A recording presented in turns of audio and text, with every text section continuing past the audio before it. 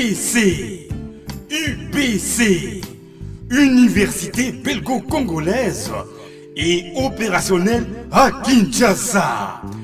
À côté des facultés déjà existantes, sciences sociales, économie et gestion, développement communautaire et environnemental, droit, l'UBC ouvre une faculté de santé publique et une grande faculté de médecine aux atouts innovants. UBC, avec ses nouvelles tours jumelles, l'UBC fait de son cadre le meilleur à la mesure de ses ambitions. Pour une carrière réussie, pour faire de vous des perles rares des entreprises, l'UBC met à disposition une ferme agro-industrielle, une bibliothèque bien enchalandée, une salle d'informatique à la pointe du numérique, un cabinet d'assistance juridique et un hôpital performant doté des laboratoires d'analyse médicale aux standards actuels. Une télévision moderne bien équipée. UBC. Avec ses professeurs visiteurs et maîtres des conférences, l'UBC octroie des bourses à ses lauréats et assure les suivis du cursus du 3e cycle à l'étranger. UBC. Inscription rue Louosi, numéro 7 à 13 à Kassavubu, en face du carrefour des jeunes.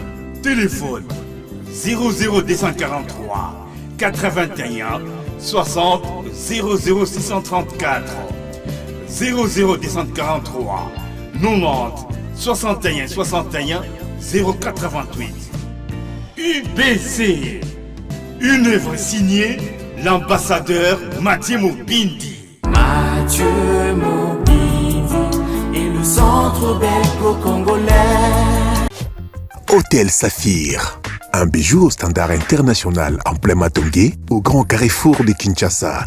Plusieurs catégories de chambres, bureaux et appartements climatisés avec Wi-Fi et TV, n'a faux prix. Petit déjeuner y compris dans son restaurant aux spécialités variées, avec réduction des prix pour Naba client Oyuba Fandina Hotel.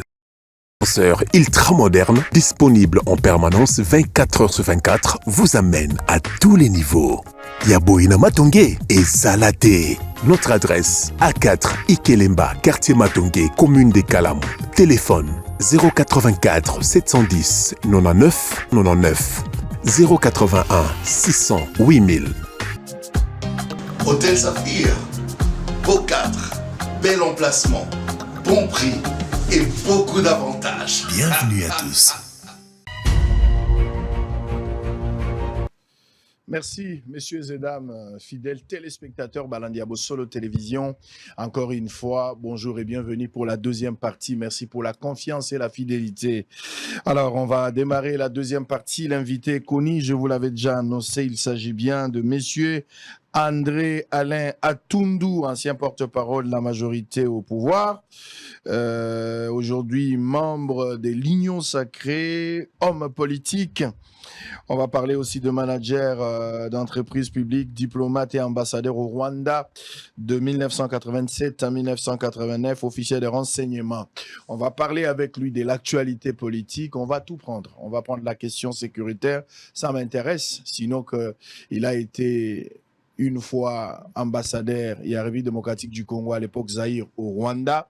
Donc, Azana maîtrise la question.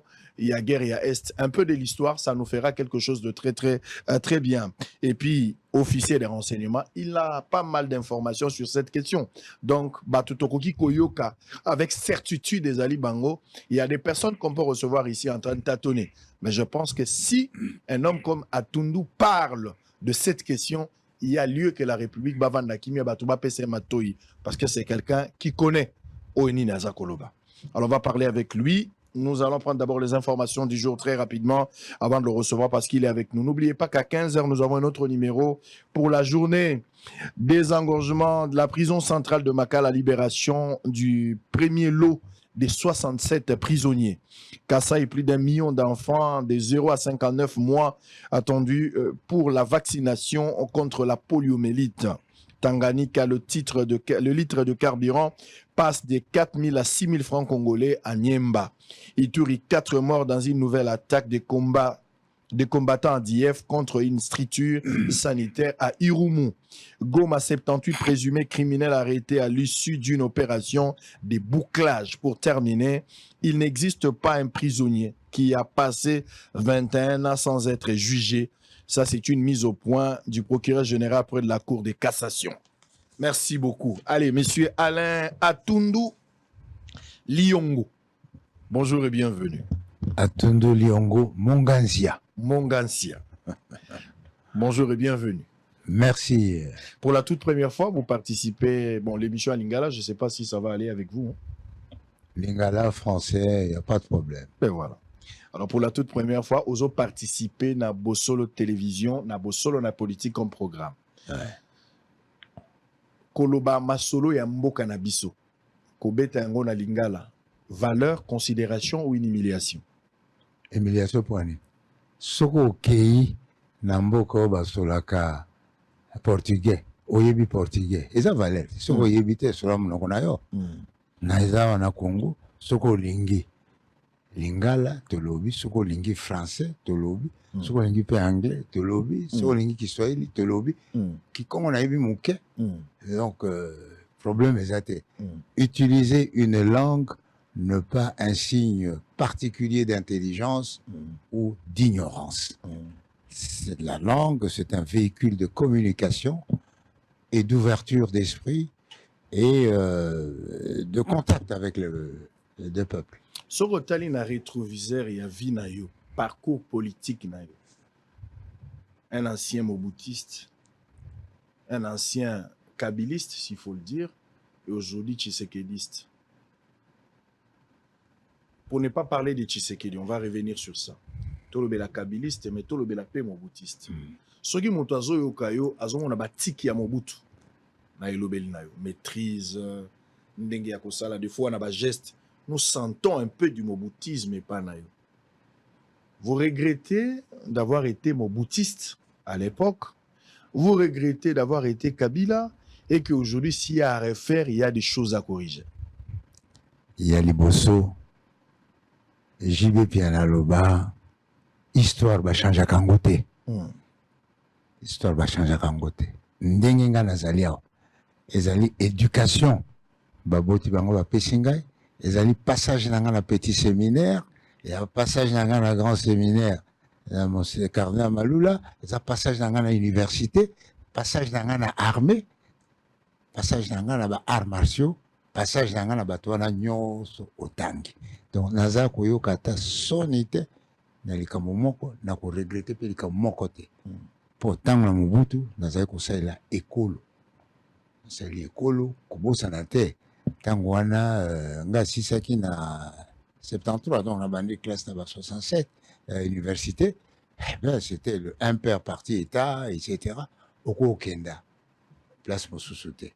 De toutes les façons, dans l'histoire, le fait qu'au vivre période à Mobutu, comme on a eu Mobutis. Donc, ça, s'il n'y a pas de problème. Kabila, Kenda Kikuna, la Pesinga va fonction. Compte tenu de la compétence nanga na sali yango bo elongo bani na sali nakanisi bato mingi basepelaki sikoyo tokomi na Tshisekedi abengisi bato alobi mboka eza na likama malamu baso boya nzinga na ngai pembeni na ngai po tosala lisanga ya banganga oyo babenga na français union sacrée ezali lisanga ya banganga ndenge ya Rochero na Tabule yaka boya moto na moto aza koya na tango na bayo bayaki liboso baye bayo baye sima baye bayo baye boti de siko biso baso tozali pembeni ya président Tshisekedi biso baso tokendaki na campagne moto na kombo na epe kombo ya Tshisekedi tokutanaki na président na Bumba donc naza ko regretter eloko moko te naza ko salela ekolo bo elongo bani. Toyebi que motonyon son asima parti politique na bino bayi politique bolobaka mingi bozolanda idéologie ba valeur nde salaka ke moto asanga na lisanga moko Mobutu na tango na ye bozalaki na ba valeur na bino ya makasi oyo bino bomande kobatela te biso te oyo valeur nationale mais yango pour nalo un père ezalaki parti état donc Oui. tokokanisa likambo mosusu te opposition pe alaki Nsima.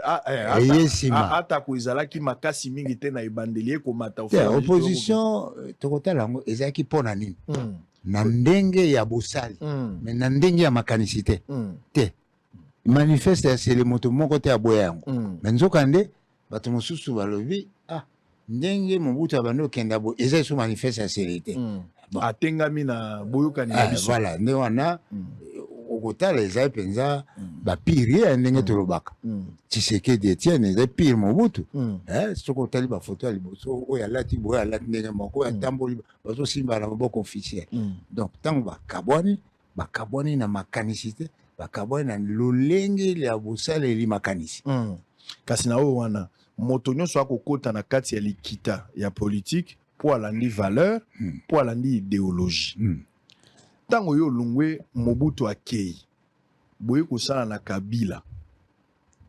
bavaleur oyo Mobutu alaki nango na likita na bino nyonso bokotisaki na mboka na oyo Kabila ye nango ezobalana toloba ezozala nini opportunisme nde ekotindaka bato bakendaka ou bien pragmatisme moto atali alobi te nakoki kokenda to ezali ke oyo ya biso esi esilaki moya kobika eza esu te libako mosusu yango nakoki kokende parce que lobe etapela a évolué na lolenge nini ozomona likambo ya liboso bavaleur nini mobutisme ezalaki nango c'était le nationalisme congolais authentique au départ avec le moboutisme c'était le nationalisme congolais authentique c'était l'authenticité c'était la dignité pour l'Afrique c'était la discipline c'était la serviabilité le devoir bien accompli valeur wana nde est formé type ya zaïrois te lelo mais on eza valeur moko tokoloba yango ya ntango nyonso intemporel kolinga ekolo ezala ntango ya Mobutu ezala ntango ya Kasavubu il faut linga ekolo okoki kotrahir ekolo te soki otrahir ekolo osali mabe kosalisa bato devoir ya citoyen nyonso namoni yo oza na kokoso na kosalisa yo ozwinga place ya mosala na kosalisa yo kosala mosala kitoko na toki mpe na zebi ezali devoir ya moto nyonso soko batio esika bongisa moto na moto abongisa wana eza bavaleur moko boye Kabila aye nani tata liboso tata aye abengani Mobutu ngai nazalaki awa te nakendaki exil me nzokande nalobi boye bokimaka nini bakoki koboma ngai moto lokola ngai bakoki koboma ngai parce que tika nayebisa yo liboso ke after bakoma bakombo ezotambola te ADSP abimisi bato be bakoboma bango bakabila so bayeba koboma bato na balisi wana nyonso ngai azalaki donc nasali na mibendi na mibendi komibatela nzoto nzokande mpo na ekolo na mipesi mpo na nini nsima mwa mikolo tata na biso tata Nendaka bengi biso ngai je crois Alexis Kadima ambassadeur Bagweni Mvwemba habite tokotika mboka boye te esengeki toyokana tosolo nde wana tosalaki nini comité de bons offices pour le dialogue pour le consensus comité wana nga azalaki secrétaire permanent nani Nendaka azalaki président moto na moto azalaki na secteur na ye nde toye ndenge toyaki mpo bokanisi eza obe eloko politike ezalaka na riske te toke kodiscute na intercontinental kote na biso ezalaki ngai Mwamba François était Mwamba Mokazaki na ministère des Finances, Vwemba, je crois, na Kadim. De l'autre côté, Yerodia, Nono Lutula,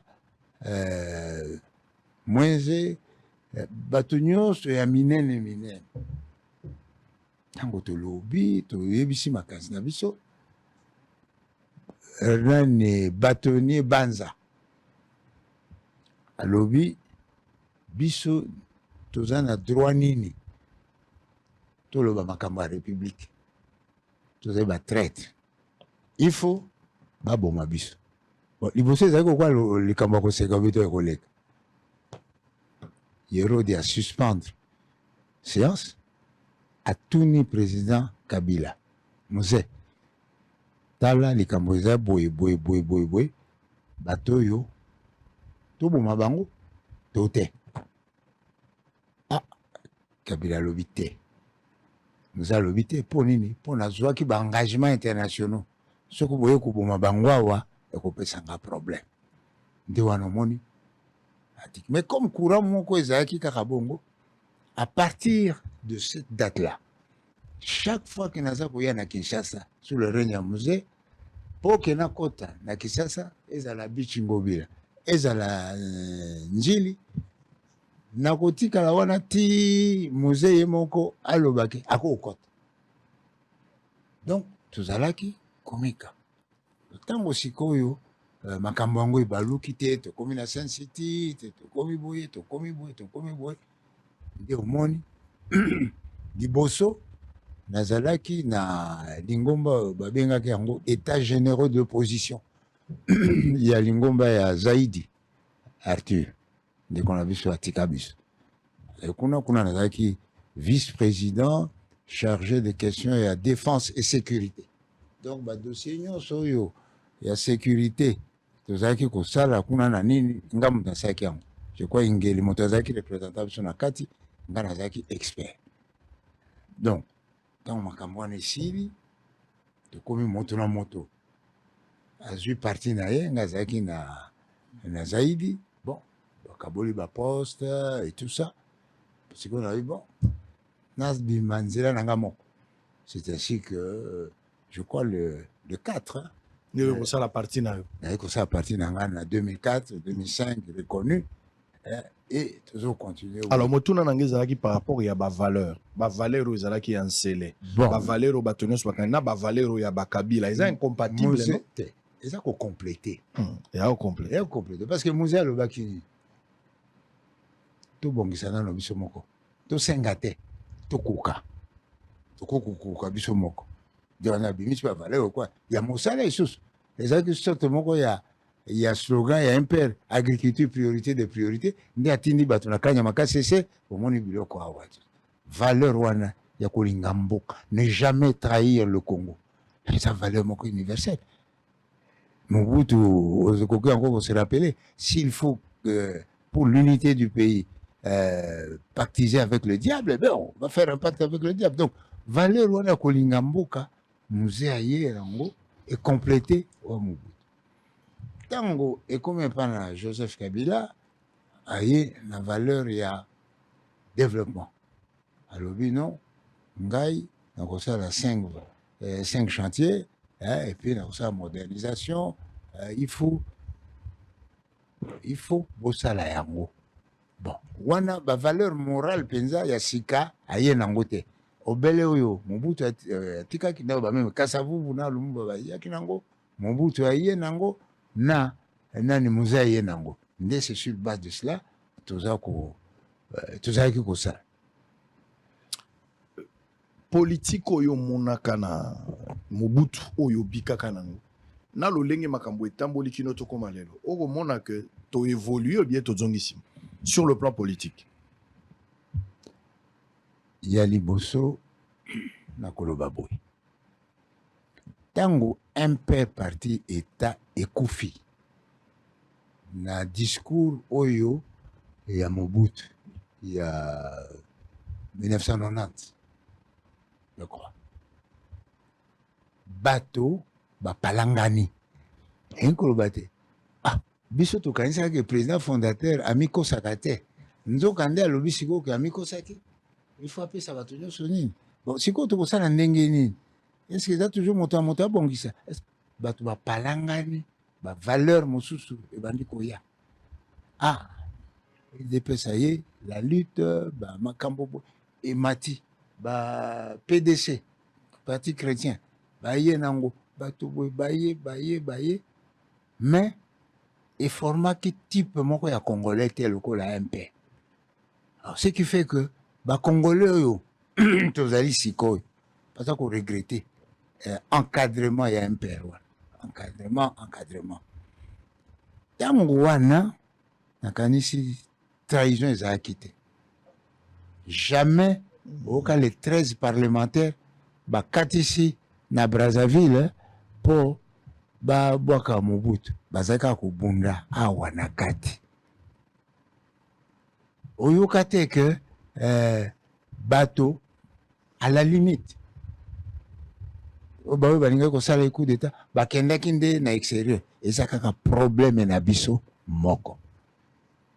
Donc sur ce plan là nakoloba ke Zaïre congolais à perdre valeur ya mboka lelo yo pote yo lingi Tshisekedi a échoué okokenda na Rwanda baagrese mboka na yo mpe yozosala mitingi ezali soni tokolobela yango ndeko Alain Atundu Congo mboka na yo mboka na ngai Zaïre à l'époque lelo ba décennie ya kotambola insécurité na est ya République démocratique du Congo.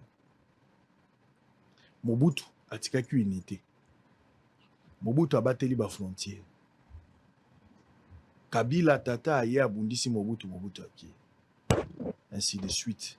Tant Mobutu azalaki na l'histoire biso to moni totikaki koyoka makambo ba brassage armé te. Toyoka makambo ya ba mixage armé wala toyoka kango te. Une armée forte, une armée dissuasive, capable ya kobatela mboka. Mais tango ka Mobutu aki kobatela mboka pe kosalisa ba pays africain. Kosalisa ba pays africain ko bandaki kobunda na Nigeria. Tobundi na Tchad. Ba mboka mingi tosalisi ba. Alors toye ko pusana armée oyo Mobutu atikaki na makasi na lolendo eza lisusu armée oyo tozala ngo lelo te pona nini tokiti pona yo ya liboso ya mibale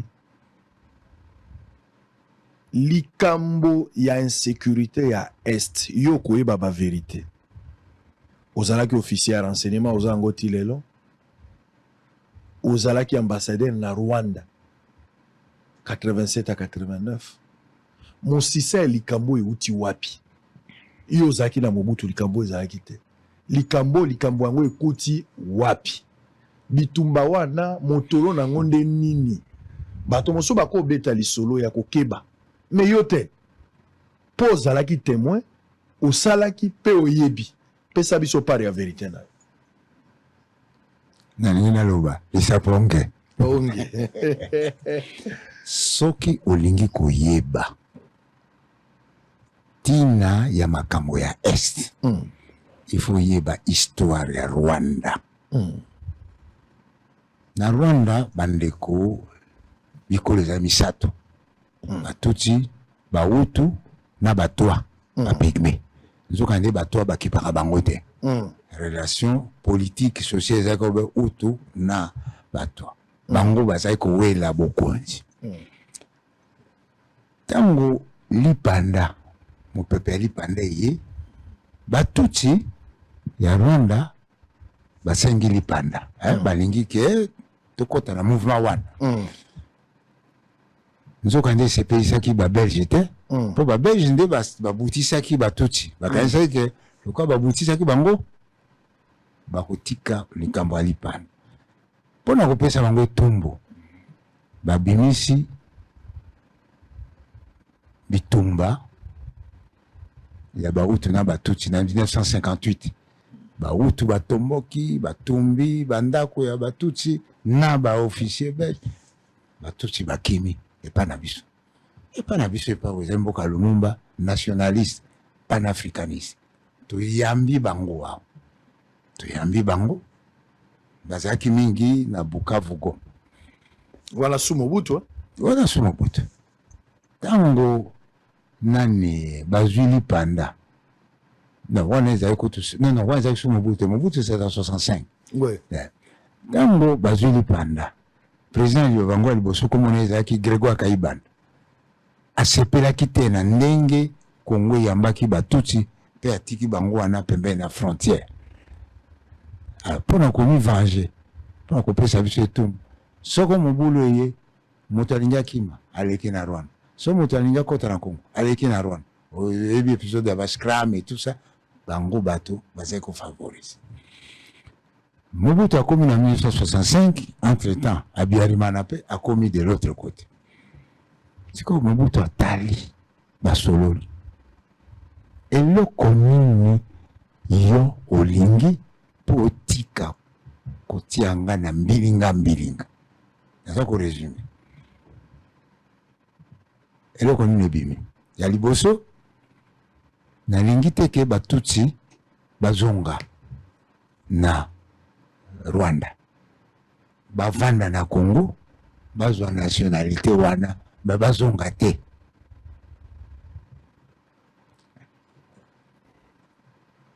eloko ya makasi yo olingi yango wana bon makambo mosusu balobi me olobi makambo ya sécurité yango wana Mobutu azongi ye mpe azalaki officier de renseignement a recruté Bisengima na Barthélemy azalaki nani azalaki président ya baétudiant rwandais na Lovanium azalaki ingénieur a recruté ye yabi ne bon bato na kolongola bato na yo batutsi nyonso na est mpo bazocrée biso baproblème mais na kopesa bino pouvoir c'est-à-dire bokokota na rouage yo oza déjà directeur de cabinet na ngai okotisa bandeko na yo et puis avec le temps te bapesaki bango nationalité collective elingi kolobake na 1971 tutsi nyonso to barwandais nyonso oyo azalaki na Congo mpona bitumba ya 1958 et tout ça azalaki so considéré comme réfugié te ko topesi nationalité ti tokomi na ba 1981 mouvement moko ye lobi te bato oyo bakokozala bacongolais basuspendre ndenge moratoire tomesa nango basuspendre nini nationalité wana sur le plan du droit mais sur le plan de fait ezalaki impossible parce que bato oyo bana oyo bango babotami bazali bazairwa et tout ça yango omoni Mobutu agéraki ndenge wana ntango sikoyo bazwi matata na oyebi so mpe Abiyarimana asengaki kaka na Mobutu te meme na Uganda batutsi nyonso oyo bazalaki kuna bakoki kozonga awa te bakozonga na Rwanda te yango wana omoni batutsi mingi bazikotaki na service de sécurité na armée et tout ça mais nzoka nde baoyo ya Uganda bazalaki na makanisi ke bazonga epa na bango alors ntango matata ebimi na 1994 bobomani na kati na bango oyo babengi génocide biso Congo je crois Kengo azalaki premier ministre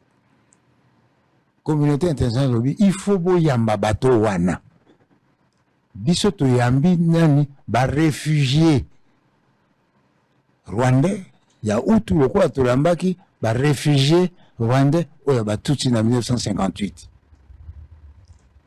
bakomi awa bamosusu bakufi bamosusu basali boye simama mikolo bami organiser mon groupe babi soko tosali FDLR comme ça tokozwa contact politique mais wana makambo na bango tokotita nzokande Kagame atuni biso eloko te alobi te ke nga nalingi bautu baya te arégler le problème na ye attaquer ka baréfugié apoursuivre bato te nzokande nazebi oyo nga ayebi na se ya motema ya mokonzi nyonso ya Rwanda soki azali utu akolinga te ke batuti oyo baza libanda bazonga soki azali tuti akolinga te ke bautu oyo baza libanda bazonga po batika tala tina ya nini na biso yango wana il faut Kagame aloba nalingi batuti oyo bazali bayaki awa bakoma bakongole wana Tshisekedi akoloba totala yango me koloba ke biso bato tosali FDLR ke régime ya Tshisekedi moto eza kovandisa ba FDLR baatake Rwanda bon bango bavandi wana balakisa biso nano ebembe ya moto ya FDLR balakisa moto moko bakangi moto ya FDLR donc wana ezali kaka koluka prétexte prétexte soki olingi oboma moto olingi obwaka mbwana akomi na liboma toboma ye donc problème eza alors problème na biso ya est eza problème ya bonne foi de la part ya baautorité rwandaise ya sikoyo bonne foi donc bakani yango bakani baza koloba bosembo te bazomifungola te ifo bamifungola ndenge Habyarimana amifungolaki epa na Mobutu atali azwi solution na ye amifungole epa na Museveni atali azwi solution na ye ye wana amemi FPR te bazwi pouvoir Mobutu lokola alobaki ke jamais action moko ekoluta awa kona yango mpe Habyarimana apesi confiance Mobutu asalisaki ye na Général Maele mpo tutsi oyo baza kouta na Rwanda barenverse ye te peut-être mwa likunya wana balingi bamivange nde eza kosala donc motema ya Kagame efungwani te eske ezali mpo azobundisa biso mpo Général Maele abundisaka bango eske aza kobundisa biso mpo aboma batutsi nyonso bautu oyo bazali awa to abengana bango bazala te eske aza kobundisa biso mpo azokoka kosenga biso likambo te eske azobundisa biso mpo alingi bakita na biso parce que ntango akala makambo ezalaki clair ntango ekomi bongo Rwanda Burundi toyokani toyebi bon to richesse tosala yango esika moko gaz méthane to exploité ozali membre ya CPG otamboli wana ezalaki moto nyonso motema polele eloko kosenga Kagame ayebisa biso eloko nini alingi aloba te ke ndenge nayoki yo otika kosoutenir FDLR otika kosoutenir bawazali biso soutenaka FDLR azawa bajeune wana bazalaki na ba 30 ans lelo sikoyo bakomi soko ba 60 70 bakomi plus na problème de santé que na problème politique donc wana ezali il faut fungola motema donc c'est ça le fond du problème.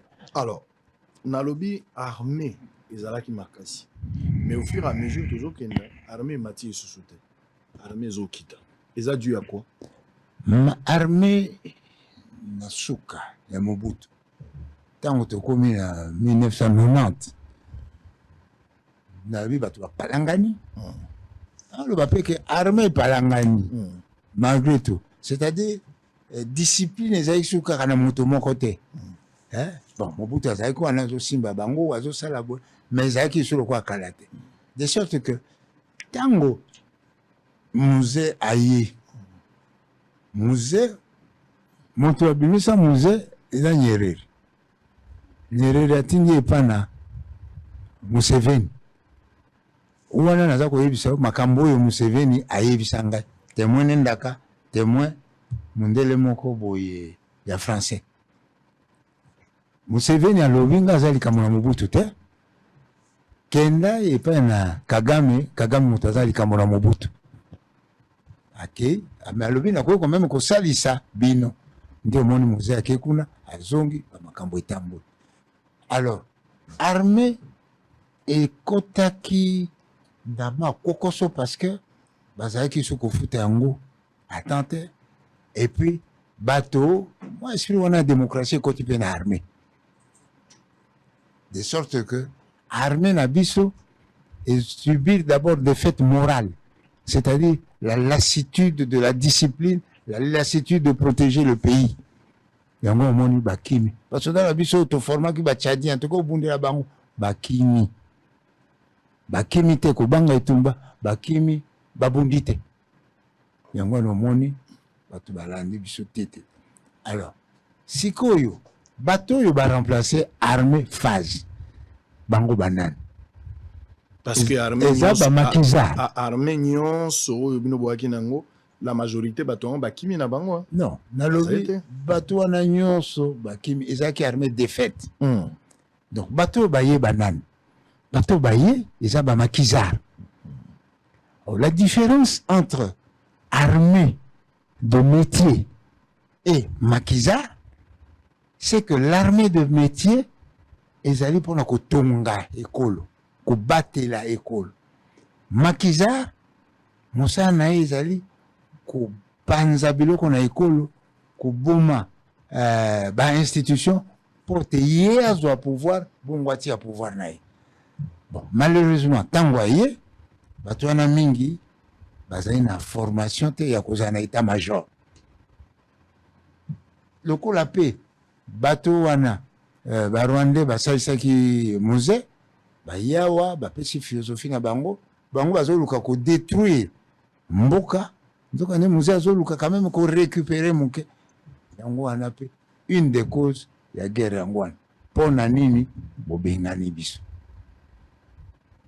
babengani bango jamais babenga bango me nzoka nde bon batika mpe bato mosusu basepela na bango nde omoni kokoso oyo toza nango na armée infiltration de l'état-major jusqu'au théâtre des opérations. Infiltration à Barwandais ou bien infiltration à baye balingi ekolo te lokola baoyo lelo bazobima bazokenda ko renforcer Barwandais. Comment vous avez jugé la politique Ozaki na Kabila après Mobutu?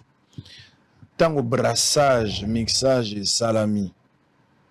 Comment vous vous êtes senti à l'époque vis-à-vis à cette situation?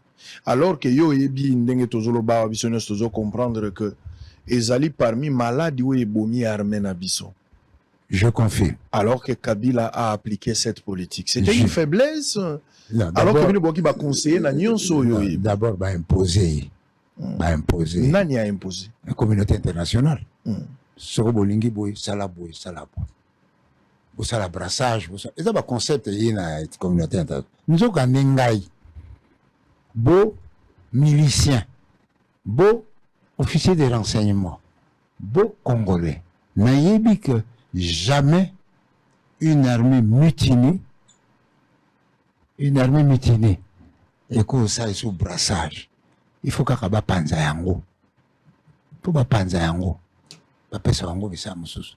Oyebi epoko ya bakatange badiabos na kisanga bapanzi bango bato ya molele bapanzi bango mpo nini mpo na kotikala na elimu ya mapinga ya solo oyo kobatela ekolo. À partir du moment où tondimi que bato oyo baza na philosophie na bango tokozwa pouvoir tokosalisa barwandais parce que basalisaki biso bazwa pouvoir armée ezaki minée de l'intérieur. Armée eza minée de l'intérieur. Nzoka nde soki tango wana tozalaki makasi Kabila azalaki makasi ya koloba na lingi te bato wana baya soko baye ale tobotoli bango mindoki totindi bango oyo alingi asali mosala bote soko lingo kota na armée ale zonga cycle mobimba ubandi ambolo ok na kitona olongwe kitona ok efo bongo sali cursus normal po moto koyela biso na bagrade te ya koimpose oyo ozwaki nzoka nde wana tozangaki mpe totalaki malamu te po biso moko tozali na situation ya mboka wana lokwa baalgérie omoni bato oyo babundelaka lipanda to kosikola ekolo bango nyonso bazalaka kaka basoda te me nzoka nde il faut koremercie bango koremercie bango bino bato osalaki boye paka zwa ndako oyo souvenir na yo na motuka une fois par an okokenda na po d'ailleurs ezali kaka bongo te ntango mobutu asali coup d'état eloko nini asali alongoli bato wana nyonso avec le temps na commandement aforme bajeune oyo ye aza kodomine bango abwaki bango te acréé compagnon de la révolution bacompagnon ya révolution bon okokela na poto une fois bokolia na président la veille ya le 24 soko mituka ye président akopesa bino tout ça po kokitisa bato wana wana nde tozangaki kopesa bato wana na esika ke tondima kaka bakota na brassage voilà alors sikoyo soko olinga nje ekoti soko obimisi makili ekotika kaka te makili ekobima yango sikoyo po tokaukisa makila wana ezowumela. Est-ce qu'infiltration toi nango lelo na armée ezali probable ezala résolu tokoki kokata mosisa wana eza probable toko démanteler réseau tokoki kosilisa penza infiltration lelo soki eza possible quelle est la formule quelle est l'approche? Non kosilisa immédiatement eza impossible mais nzoka nini na mibeko oyo tozwi na ezaleli ya bato na kati ya armée tokokolongola moko collaboration avec l'ennemi soko zwi moto ndenge wana longola une arme fuite devant l'ennemi longola ye traître à la nation longola ye okomona ke na kati wana soko bazali 10 au moins 7 8 même 9 ekozala bapaya peut-être moi na mboka abungi moko akozala moko to mibale donc eza travail moko systématique ntango bozosala bongo il faut vous former armée na bino authentique pour avec le temps bakolongwa de toute façon bakoma paka mais il faut que bato bakoya bazala bana na biso ya somi lokola Kagame a comprendre yango omoni yango wana azolinga te soko toti bango pembeni abotisi so likambo mosusu po ke biso toza ko renouveler ye aza ko renouveler donc awa ezali makambo ya ekenge fait l'homme faut tozala vigilant tokosilisa yango na mbala moko te. Alors pour résoudre le problème il y a insécurité à est avec notre armée bayi politique ngambo na ngambo bakopesa makanisi na ebite yo kokanisani na likanisi yango bato mosusu bamonaki te tokoka kolonga bitumba oyo na manduki kaka te sengeli d'abord tosala diplomatie ya makasi bato bamoni ki diplomatie agissante nde kokosilisa likambo ya sécurité à est mais attention habite diplomatie ekopesa résultat malamu te il faut to créer rapport de force na rapport de force bato bamoni esengeli biso pe to attaquer Rwanda ne serait-ce que une fois pour na kolakisa ke to ape mibali bato mosusu balobi il faut faire la guerre au Rwanda wana eza makanisi ya bato ndenge bato balobi mais likanisi ya bato mosusu pe balobi il faut kosala dialogue na ba M23 kosolola na bango mpona kosisa likanisi wana soki okodétruire moko na moko etali yo kasi soki mpe okopesa oyo ayo ekeseni na baoyo wana oza na malo bitumba nyonso ebandaka na diplomatie soko diplomatie échoué bitumba ebandi po bitumba esila na diplomatie mais entre les deux po ke bamemia yo bapesa yo respect na diplomatie lokola mokonzi akei abundi le Rwanda c'est l'agresseur pesa biso boy pesa biso mais pour que bamona ye bamemia à Congo il faut que sur le terrain armée ezala dissuasive et koloba nini eza mpe koboma eza koatake Rwanda abwakeli bombe na Goma biso mpe tobwaki na Kigali bati misile awa epa na biso soko 4-6 biso mpe bamisile na biso soko 100 allez et représenter danger pour na bango il faut que armée na biso eza na bibuneli oyo na sous région moto aza nango te ntango ya kala bamisile sol air biso kaka nde tozalaka nango dans la sous région ntango ya kala bamirage biso kaka nde tozalaka nango sukisa biso kaka nde tozalaka nango donc armée na biso bato moto wana baza na eloko donc il faut sikoyo totia mbongo pour na formation ya armée pour na équipement ya armée il faut totia mbongo lelo bato bazoloba no il faut pas que par ya budget ya armée et les cas éducation non bato ya mayele balobaka liboso ozala na bomoi nsima nde okanisa soki tozali na armée ya makasi te éducation eza na ntina te donc pendant une période donnée il faut armée budget na eleka ya éducation mpo ke epekisa bato mosusu baya te tokoka kosala ntango nazalaki vice-président état général de l'opposition chargé de défense et sécurité nasalaki étude moko na généraux quoi Somao mais qu'est-ce qu'il fallait en ce moment-là il y a peut-être 20 ans il fallait que budget ya armée ezala au moins 12 milliards 5 milliards non 7 milliards exceptionnels pendant 5 ans et 5 milliards de budget ordinaire mais les loyaux armée na biso ko na 1 milliard par exemple kokate armée na biso il faut au moins 20 milliards parce que défense ya mboka eza siko faut kosomba ba avion d'avant-garde il faut kosomba ba satellite d'observation il faut kosomba ba missile il faut kosomba ba frégate pour défendre partout intérêt na biso ezali oyo ezotinda bato ke baatake biso tozali na kosala makambo na eau profonde tozali na bacourant kuna na pétrole na banane il faut toyeba kodéfendre yango tozosala makambo na Katanga il faut toyeba kodéfendre bamini na biso na Katanga donc il faut armer ezala dissuasive et il faut que mokonzi aloba lokola nga aza koloba motema na ngai ayebi ke armée wana ekokotrahi te armée wana ekobeta moto nyonso donc il faut tout soutenir effort au président aza kobatela bafrontière il faut que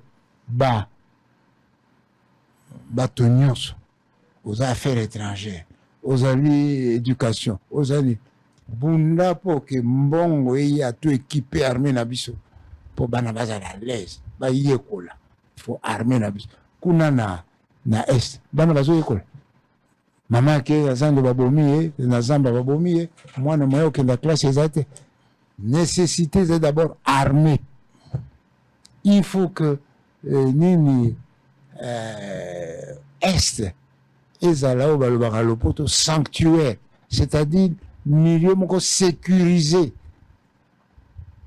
tukokosala ngo kaka na 500 millions te okono vous donc il faut tout bonisa tokoma tana 5 milliards pour nango 10 milliards lukana no besoin za nini besoin za au quantifier besoin za au identifier au quantifier na 5 milliards za mingi mais par rapport na nini na biso il faut combien de allez, combien de rafales il faut moins escadrille moko pour nous défendre Congo. C'est combien? Bon, aux en escadrille, il faut combien d'avions de transport de troupes? Il faut combien de chars?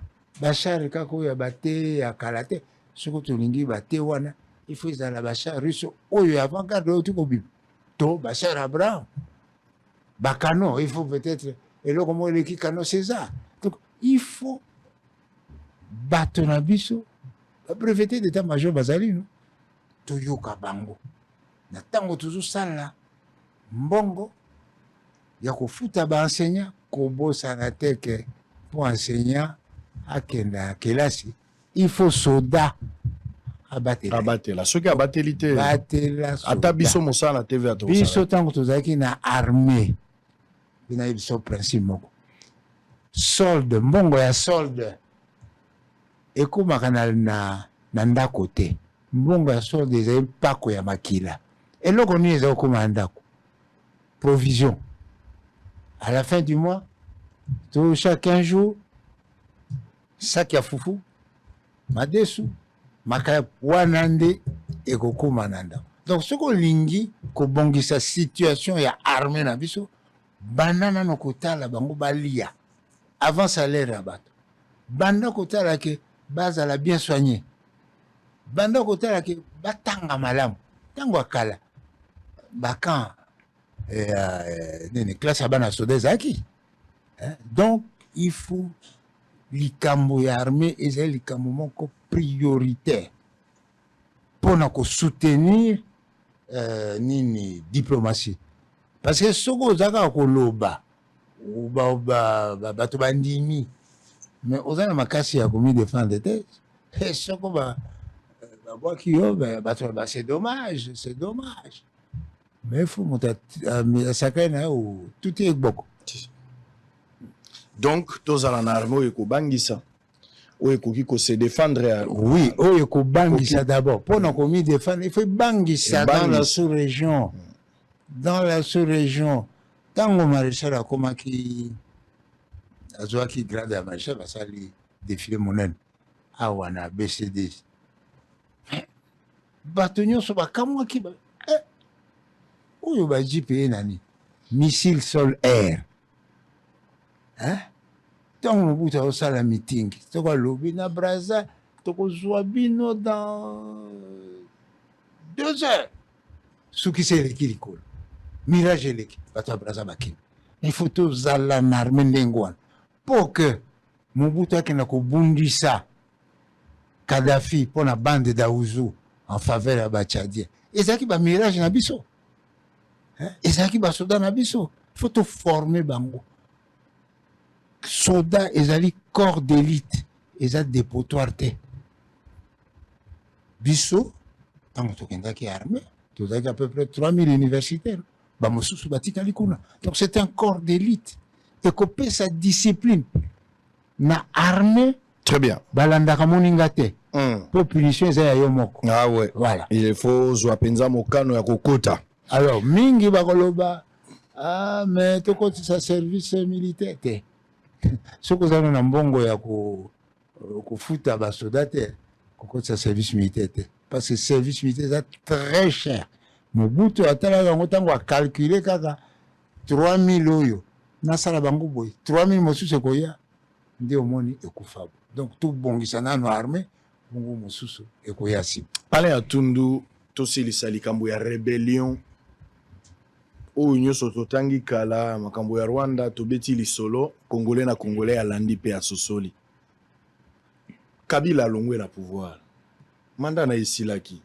constitution epesi ye nzela lisusu te azonga na likambo wana azwa 3e mandat te il faut akende opema ata kolelo boye bato na sentiment na bango bana ba interprétation ya Kabila kozonga l'esprit de la constitution wana eza kaka miyibi ya bapolitique mais Kabila asali mandat na ye esili na 2018 baorganize élection moto organize élection ezali Corneille Nangaa namonaki Ngoyi Mulunda na rébellion te après koorganize élection namonaki malumalu te oyo azopema lelo aza na biso lisusu te mais Nangaa pour des intérêts égoïstes intérêts personnels des intérêts mesquins mpo na nzala lokoso ya kotonda koleka Nangaa oyo nga namonaka nga naza surpris ya komona Nangaa akende rebellion mokolo asuka namonaki Nangaa ezalaki na Sulutani hôtel Sulutani na pokwa à 22 heures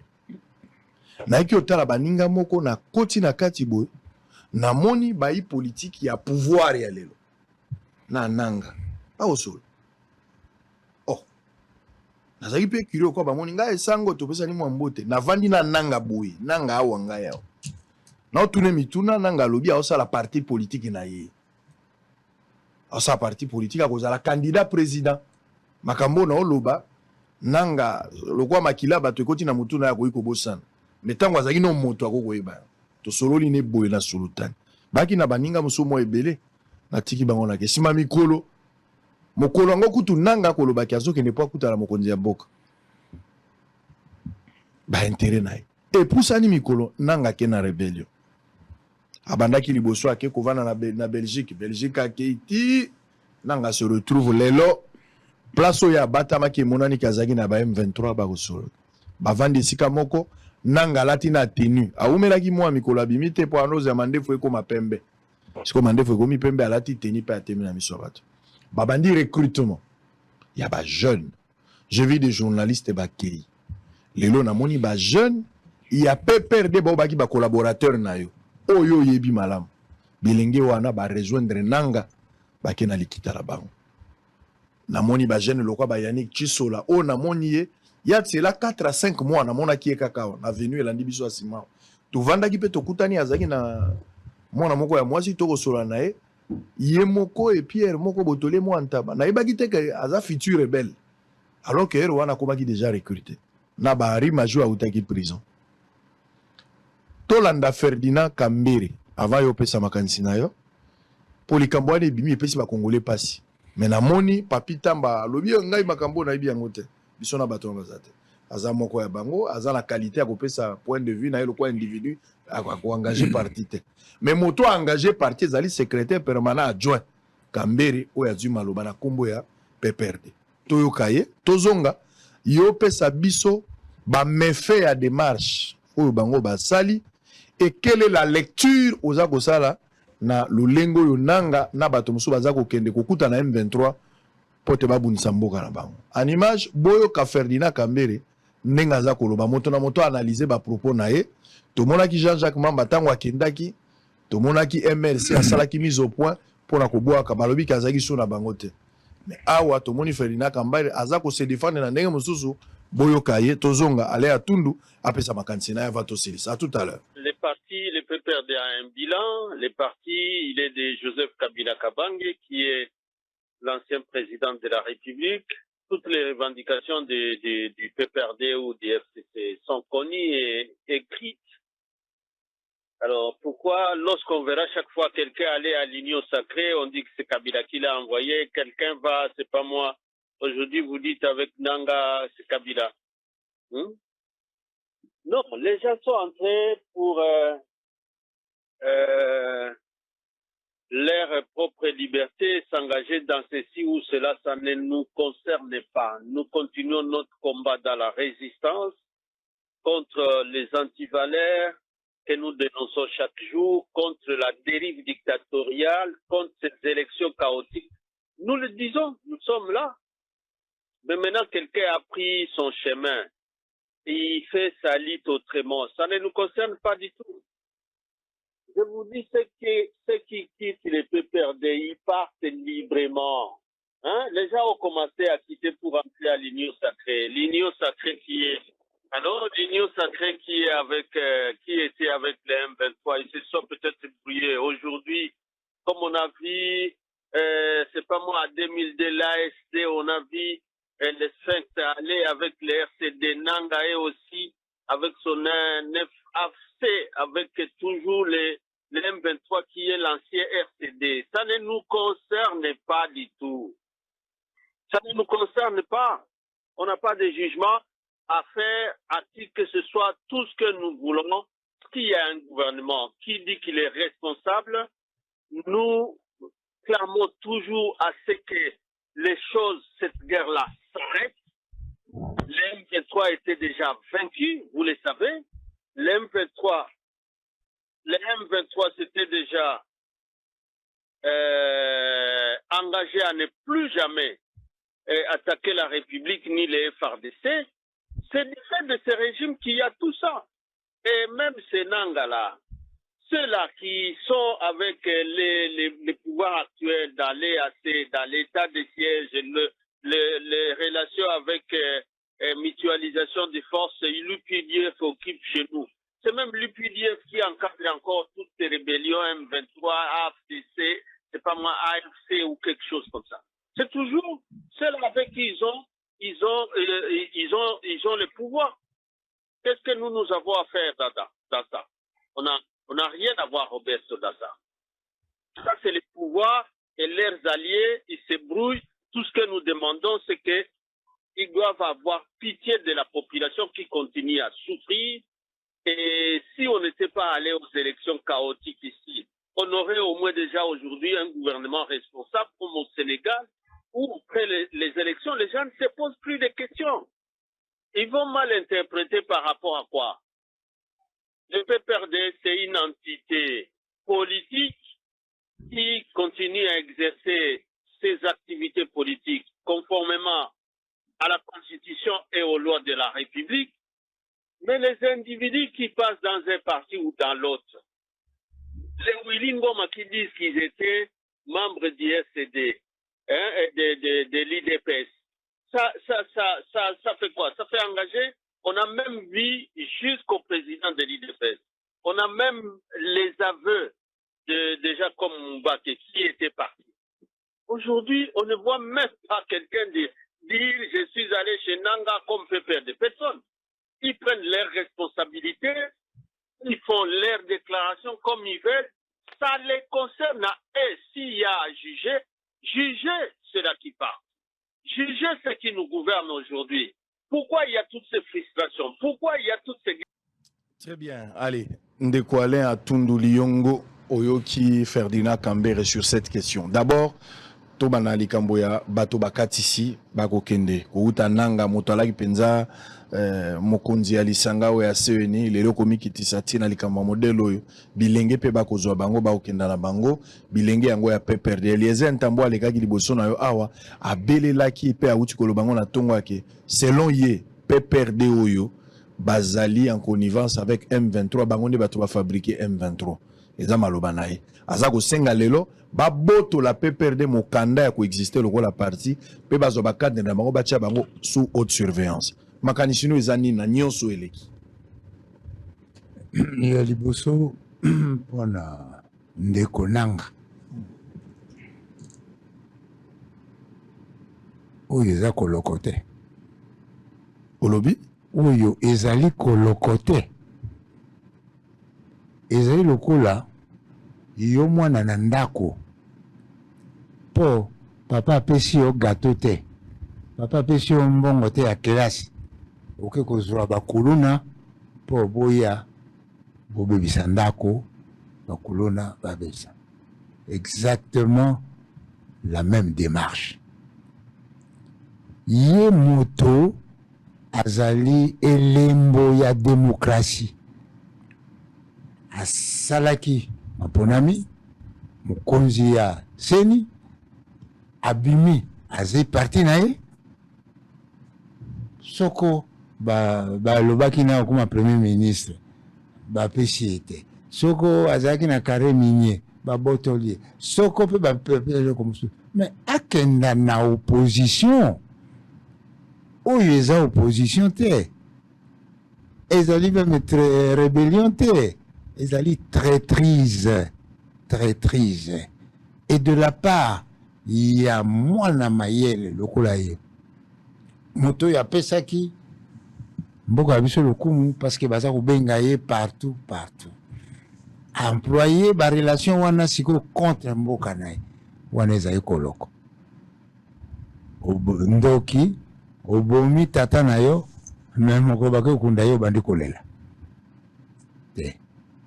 Ndeko nanga azonga amibimisa parce que M23 ezate ata nani alobite M23 ezaki vaincu, donc ça signifie que oyo ezande ba soldats rwandais balati ekoti ya M23 po bakanisa ke eza ba congolais, donc aki pana ba rwandais ba oyo baza ko attaquer mboka akolinga ke bandeko na ye bakufa ba mama na ye ba violer bango ba elekeli ngai oyo ezali lokola koloko.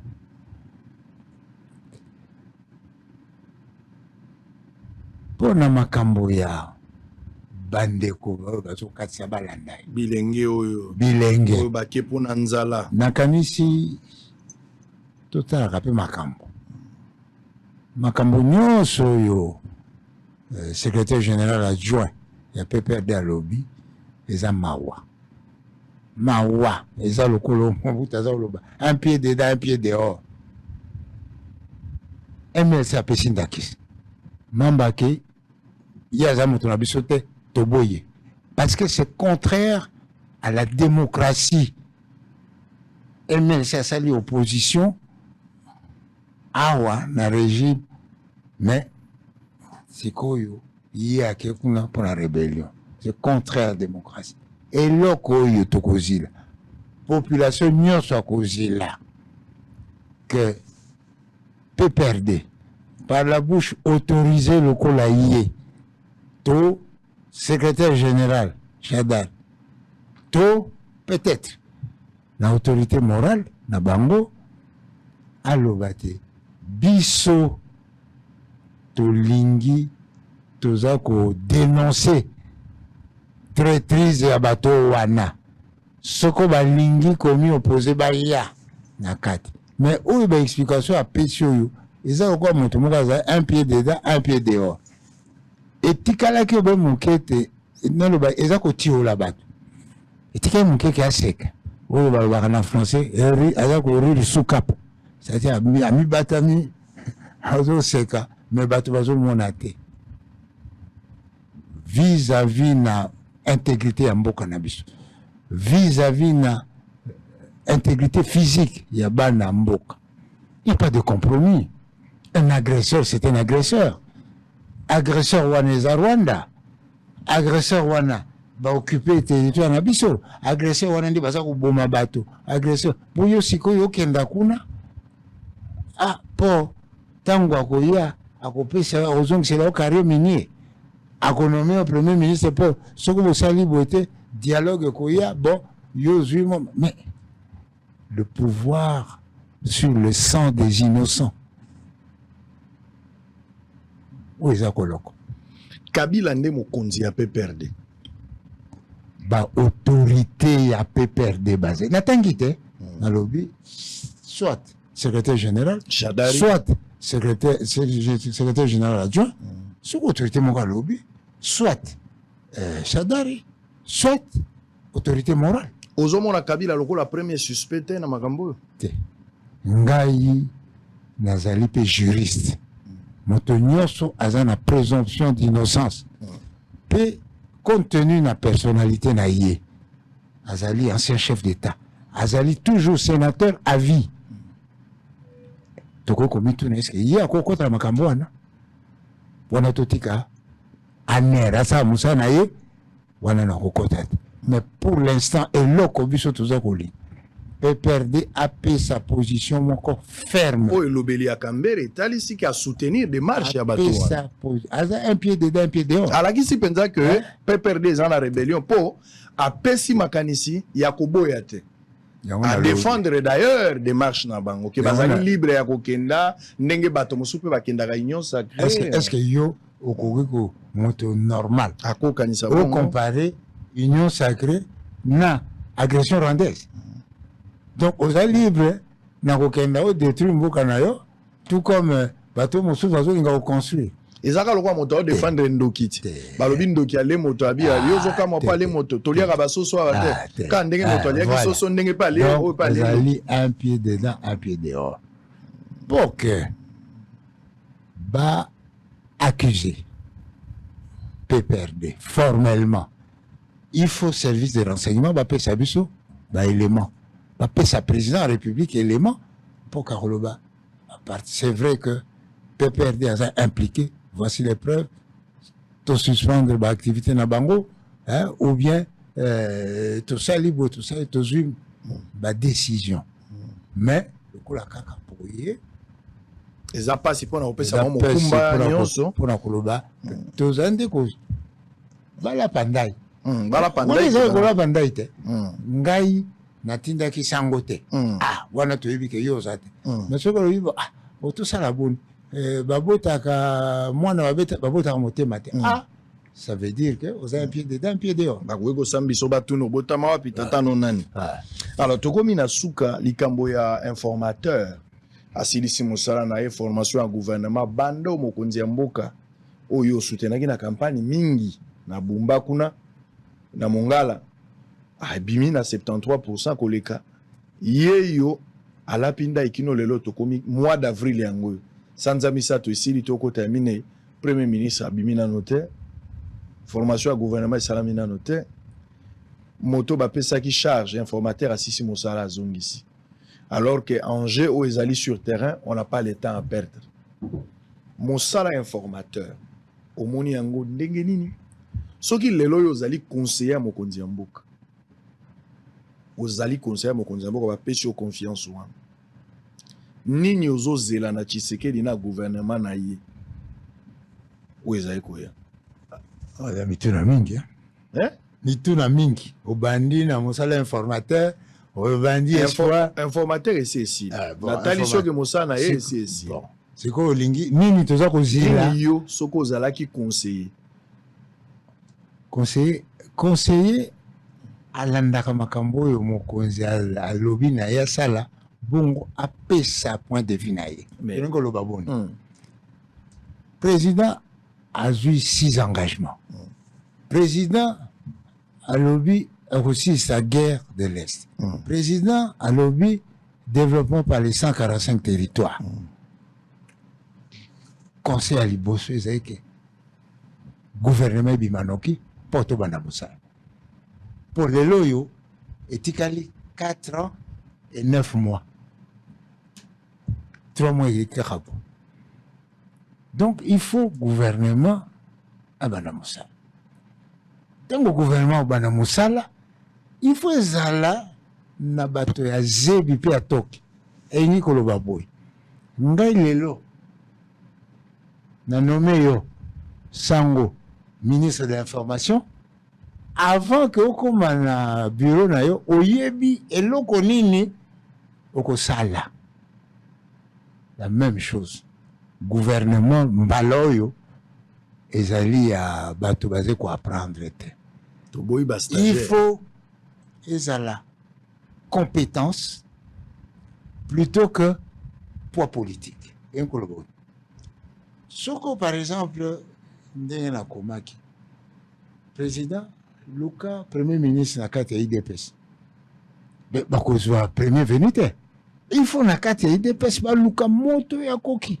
soko par impossible bazwi te bakoloba président biso toza moto te mais tozwi moto boye biso IDPS tondimeli donc il faudrait que premier ministre ezala plus reflet ya compétence pe efficacité par rapport na programme monene ya kilo président asali yango azwaki ndai na stade il faut pe équipe oyo koentouré ezala dans les mêmes caractéristiques c'est normal que moto aloba ngai moto nasali boye nga moto asali boye mais wana nyonso ezali makelele ya nzela na zando okopekisa moto aloba te me nzokande soko okei kosomba mboto ata moto ayebi kaya boyo mpio die uti matadi lelo yokola na obe mboto donc loko na kosenga président atala obe mboto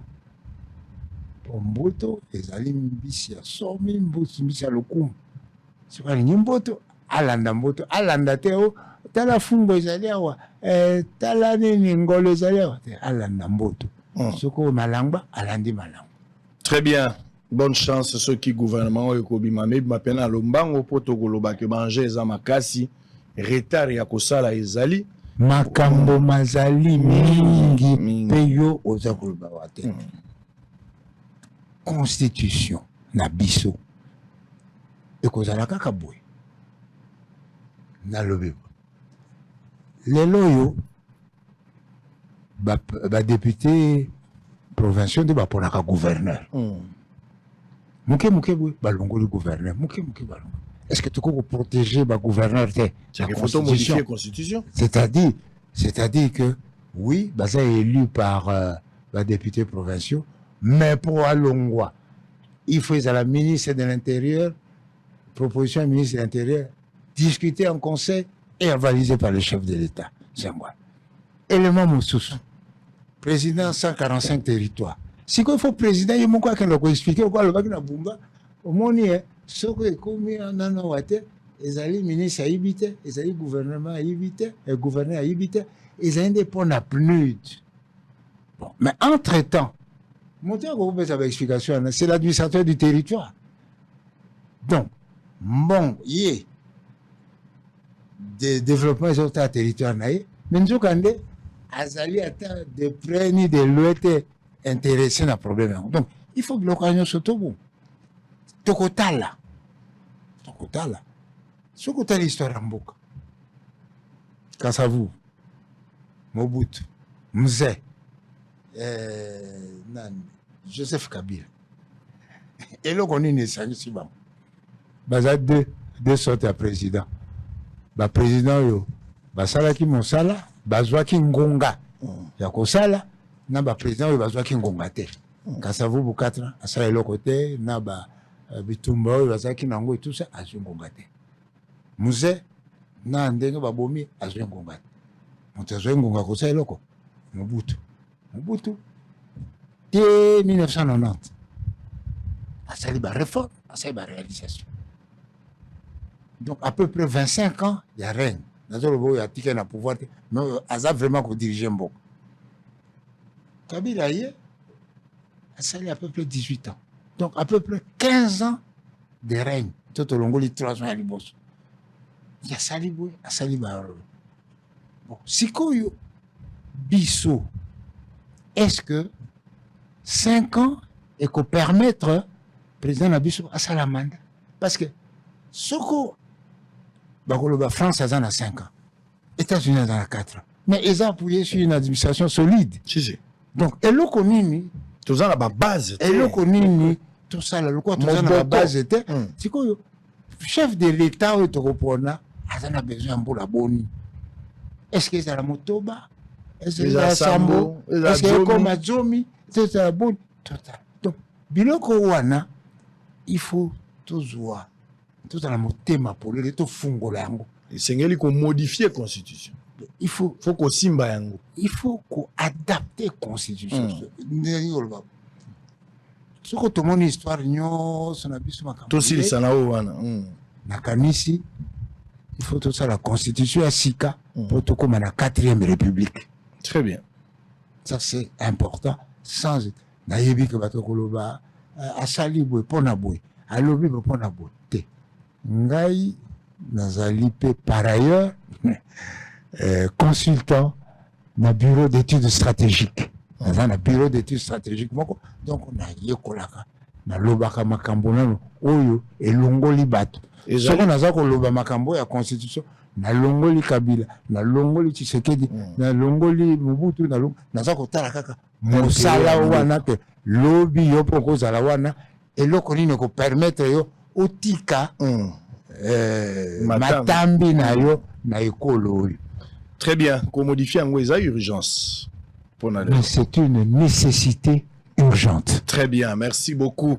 Natombelio mokolo malamu na ngongo etikali na ndengo ya mbaki mbela na biso opesi biyano lilobano ya suka pona lelo. Liloba ya suka. Mbuko oyo eza mboka bayambi. Bible lobani. Ekolo eza ko mibundisa. Etonga makate. Ekolo emibundisa. Ebundaka na bango na te kokolonga bango te. Tovanda. Tosoponi. Moto moko pona 5 ans. Pona manda na ye. Totika kobundisa ye. Totikila ye 5 ans. Toyokana. Tosangana sima na ye po akokisa manda na ye. Tango ya kokenda. Mais au mosusu pe to se réunir sima na ye pe po c'est l'intérêt du Congo. Ce n'est pas l'intérêt des carrés miniers, ce n'est pas l'intérêt du pétrole, le bloc pétrolier, c'est l'intérêt du Congo. Pour nous, tout ça, la nécessité. Toyokana, babengi yango cohésion na français. Toyokana, babengi yango unité. Toyokana, babengi yango synergie, c'est-à-dire bozo sala bino nyoso. Bozo kenda nzia moko oyebi vélo ya kala. Ba vélo moko bazo benga yango tandem. Eza bato mibale, na ba rayon pe mibale. Mais moto ya liboso nde bokolanda. Bon moto ya sima oza ko appuyer. Soko moto ya liboso azo kenda liboso. Moto ya sima azo kenda te vélo côté embolate. So moto ya liboso, moto ya sima leki moto ya liboso vélo na makasi ba eko marché. Donc toyokana, to senga nzambe asalisa biso, to senga bakoko babatela biso. Pote lobby moto na moto atika kombo na ye. Lokola Kasavubu atika kipona esprit moral na ye, éthique ya profession, Mobutu atiki pona nationalisme, authenticité, Mosé atiki pona nini yoyo. C'est suffit ne pas trahir le Congo, hein? Joseph Kabila ye modernisation afungo ye moto ya liboso afungoli biso misote. Mbongo yo biloko tozana nango kopesa biso mbongo koleka o Banque mondiale apesaka. Donc valeur wana ye nango il faut tout caper nani président Tshisekedi loko ye na makanisi ya bien développer parce que développement et bandaka na se tina nango ezase. Donc tout pesa ye chance wana ke à développer par la base pour mokolo kokenda bi bon on anga ekoki. Très bien. Merci beaucoup à Tundu Liyongo. Na rappelé aux alliés hommes politiques, aux alliés managers d'entreprises publiques, aux alliés diplomates et ambassadeurs, aux alliés officiers des renseignements, aux alliés belés sportifs, au Bundapel, ça non? Na salaka golf, au moins sikoyo makamingi ko sa sute. Na tangu nazaka muke elenge nazao sa jichuchu. Mais sikoyo tukukaisote. Très bien. Sikoyo tikala natation, tikala golf. Oui, banizalo kwa ya moki ate akana aka bato me makasi na nzoto pezate. Tikanye ko na pesi mbot. Moki ande makasi zato be kukana bato na kobeta kagame mais sport pas kukate. HPC Poussani. HPC Poussani. Allez, merci beaucoup. Tosili pour ami Balé, on va prendre une pause mais on va terminer avec un élément plaidoyer du directeur général Joseph Mbouyi Mukendi du fonds spécial pour la promotion de l'entrepreneuriat et l'emploi de jeunes au chef de l'État, Félix Tshisekedi, en faveur de jeunes des entrepreneurs. On va suivre cet élément. Bato lokola batundu, to bate la bango lokola ba gardien historique. Na mboka nyonso, balaka na bato ba ibili histoire. Bato bali ba réserve ya études stratégiques. O ba consulta kasoki likambo ekomi pona maele boto salanine. Bato wana ba koti na chambre ba lobby. Bato wana de temps en temps bakomaka basaka ba réflexion na ba recommandation tokoki kokende kotala esiko bango bakomi tozwa yango po to adapter yango likambo ya modification ya constitution toyoka na soni te toko bandoloba te likambo ya kobanga te constitution lolenge yango esalamaki constitution tokobenga na bato musu ya ba belligérant lolenge yango esalamaki lelo eza adapté te lelo yo ekokani te esengeli ba modifier constitution tobanga koloba te po eza na su Tshisekedi te ezala yaki na tango ya Kabila makamba ko modifier alaki lelo na ndenge tokotambola tolingi mboka epusana na constitution yo ekotambola te ba erreur ezali mingi tobongisa yango to créer ba base makambo azolo beza solo soki oke na France oke na Belgique oke na États-Unis libanda moto okoma mokonzi ya mboka azana mosala mingi te mingi ya kaka ba dossier politique. Comment aborder politique étrangère, comment aborder politique boyepo na ba guerre, comment ça la mais ba basique oyo ko ça la fonctionnaire nzela sécurité na bango en interne eza biloko si evanda mboko lokwa ya biso tozana na basique wana te do tozana no kopanzana na balabala esengeli mobeko likundi constitution ezala adapté pour epesa bato makasi ya koagir na kombo nango sinon te tokokenda aka de violation à constitution oana motema omoni likanzide musu constitution eboyi mais par pragmatisme ozo obligé o appliquer autre que la constitution oza kosala lisumu na mboka oza komaltraite, c'est pas intéressant. Il faut modifier la constitution, limitation ya mandat ya président de la République kotala yango pona ba intérêt égoïste ya ba politique te, mais kotala soki ezali nécessaire ya kopesa président maboko. Tshisekedi te, je parle na poste ya président de la République. Tshisekedi ya koleka ngai na koki kokoma président de la République, yo koki kokoma lobi soki ozali wana oyeba sur base ya ba élément nini oko travailler mobeko likunzi o elongo bani pona mboka monene okwa biso. Kimia na mabota na bino, une petite pause. On va revenir pour la troisième partie avec l'artiste musicien Héritier Watanabe. Yeyo auti ko bimisa album na ye ya sikeza na 18 titres tokoyoka ye tout à l'heure, asali ba générique mibale, asali na barumba 16 tokoyoka ye. Ngai nde moto ya liboso tango na bandai koyamba na bosolo na politique na koyamba ba musicien bato ya mitema mabe babeleli balobi ya bebisi cahier de charge nga bite. Ngai nde moto na sala ki émission. Na yebi que la politique est un dénominateur commun. Même la culture fait partie de la politique. Dans la loba qui a battu à Fongoli minoko na bango. Mais tant on a mon héritier à l'équipe na top Congo et pas bande konanga. Ba bebisi cahier de charge na yebite. Tant on a l'équipe na RTNC et pas ya Odia. Est-ce que ba bebisi cahier de charge na yebite. Ce que zaka kangai makila libata. Biso bambunza to suka ka bebu. En image, on se retrouve après. Cher président, pour cette opportunité que vous offrez, d'abord à la jeunesse. Et pourquoi je parle de la jeunesse? Parce que cette journée, vous l'avez consacrée à la promotion des jeunes entrepreneurs. J'aimerais relever un fait. Depuis votre avènement à la tête de ce pays, vous êtes arrivé 2018 et 2019, vous avez commencé à faire votre travail.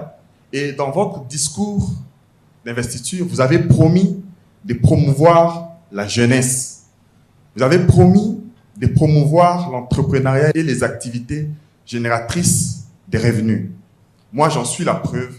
Je suis le DG du Fonds spécial pour la promotion de l'entrepreneuriat et l'emploi des jeunes.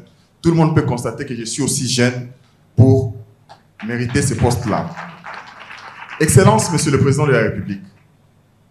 En 2019, vous avez trouvé un dossier pendant Padem-Pembe.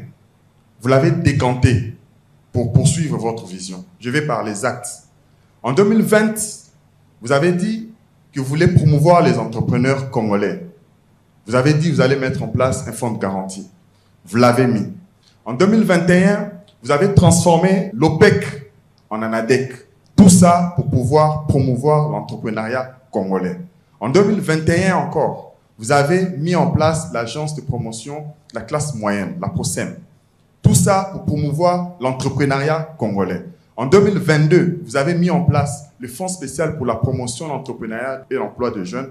Et là, vous avez dit, vous voulez tourner votre regard, tel que vous l'avez dit dans votre discours d'investiture, autour de la promotion de jeunes et de jeunes entrepreneurs. Et 2022, vous avez publié la loi sur l'entrepreneuriat et les startups. Ce sont des actes qui valent plus que tout pour promouvoir l'entrepreneuriat congolais. Excellence, Monsieur le chef d'État, excusez-moi, mais vous allez constater sur les tables de distingués invités qui sont ici que nous parlons de l'entrepreneuriat, mais nous n'avons pas une politique, nous ne mettons pas une politique pour promouvoir les productions des jeunes entrepreneurs. Il est vrai que certains ont des produits qui ne sont pas vraiment bien présentés, mais certains en ont. Voilà. Je suis point focal de jeunes entrepreneurs au niveau de la SLECAF, grâce au ministre Yves Ponkoulou, qui m'avait désigné comme point focal, et le ministre Jean-Lucien Boussa, le ministre du Commerce extérieur, qui avait entériné cela. J'ai participé au forum en Tanzanie avec Madame la Présidente. Excellence, permettez-moi de vous dire qu'il n'y avait pas de coca. Il n'y avait pas de Fanta. Il n'y avait pas tout ce que vous voyez sur la table ici. Il y avait des jus naturels. J'avais honte, oui, produits localement. J'avais honte. Moi, je cherchais le Vitalo. On me dit, Madame la Présidente, ici, a instauré. Je ne suis pas contre les sociétés brassicoles. Elle a instauré un système tel que les institutions, toutes les institutions, pendant les cérémonies, tout ce que nous sommes en train de faire ici, nous devons consommer les jus des productions locales. Et là, nous aurons valorisé la chaîne des valeurs. fabriquant le jus, il y a la chaîne des valeurs. Les mamans maraîchères qui sont allées, les planteurs d'abord auront bénéficié. Les mamans maraîchères qui sortent à 6 heures auront de la vente. Les taximens auront un marché. Excellence, Monsieur le Président de la République, il faut une politique, s'il vous plaît. Il faut une politique nationale pour promouvoir les productions congolaises. Excellence, les institutions se créent, les institutions évoluent. Mais le meuble, nous achetons où? Il y a des productions ici. Le meuble, nous achetons où? Les fournisseurs que nous avons. Si ça peut être une imposition, une loi, des mesures qui permettent à ce que nous puissions valoriser les productions locales. Ce n'est pas des productions médiocres, mais des productions locales pour que d'abord les institutions soient les premiers clients des entrepreneurs. UBC, UBC, Université belgo-congolaise et opérationnelle à Kinshasa. À côté des facultés déjà existantes, sciences sociales, économie et gestion, développement communautaire et environnemental, droit, l'UBC ouvre une faculté de santé publique et une grande faculté de médecine aux atouts innovants. UBC, avec ses nouvelles tours jumelles, l'UBC fait de son cadre le meilleur à la mesure de ses ambitions.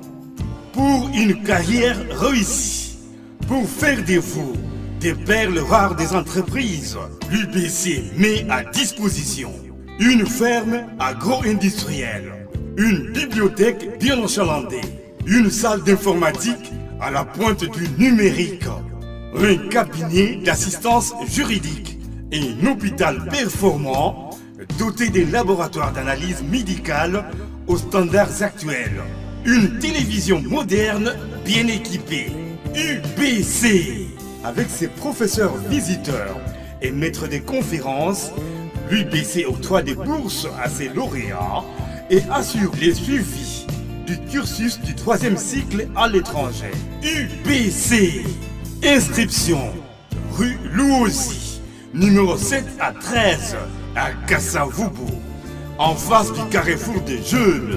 Téléphone 00243 81 60 00634 00243 90 61 61 088.